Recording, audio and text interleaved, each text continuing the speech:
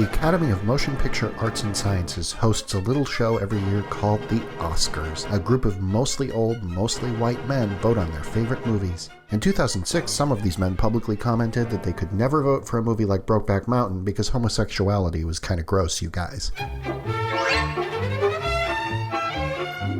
The Academy is trying to diversify its membership, to diversify the types of movies it nominates in turn, and hopefully shake this old white men thing.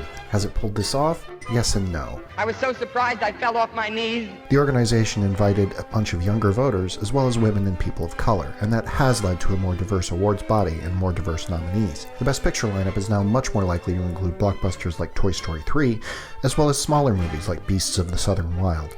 In the acting categories, at least, people of color have been much better represented. A woman won Best Director for the first time ever in 2010, and in 2014, 12 Years a Slave became the first Best Picture winner ever to center solely on a black character's journey, rather than that journey as filtered through a white person's point of view.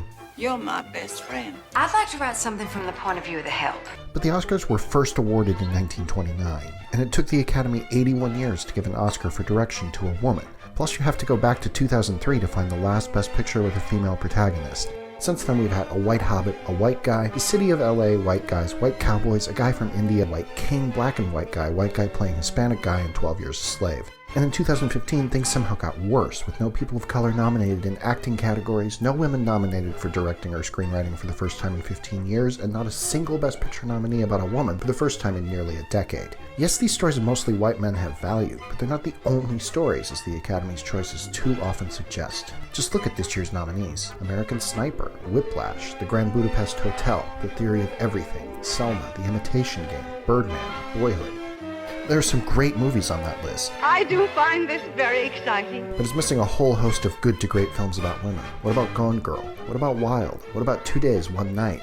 Hell, what about The Babadook? This is a big Oscar problem, and it's one the Academy will have to fix.